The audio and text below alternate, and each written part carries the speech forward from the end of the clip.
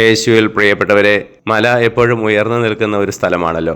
അവിടെ ഒത്തിരി നിശബ്ദതയും ശാന്തതയും ഉണ്ട്. അവിടെ നിന്നാൽ ചുറ്റുമുള്ള ലോകത്തെ മനോഹരമായി നോക്കിക്കാണാനാവും. മലമുകളിലാണ് ഈശോ പലപ്പോഴും പ്രാർത്ഥിച്ചിരുന്നത്.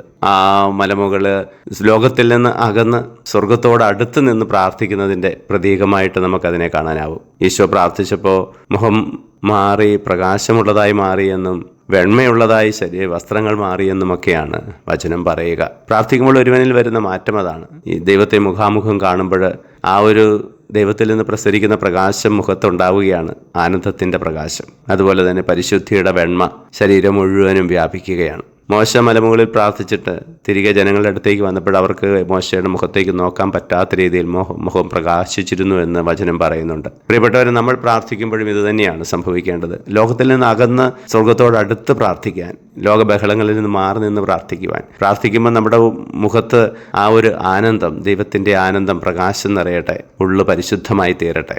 ഞങ്ങളുടെ രക്ഷകനും നാഥനുമായ ഈശോയെ, ഞങ്ങളെ അനുഗ്രഹിക്കുമാറാകണമേ, ഇപ്പോഴും എപ്പോഴും എന്നേക്കും. ആമേൻ.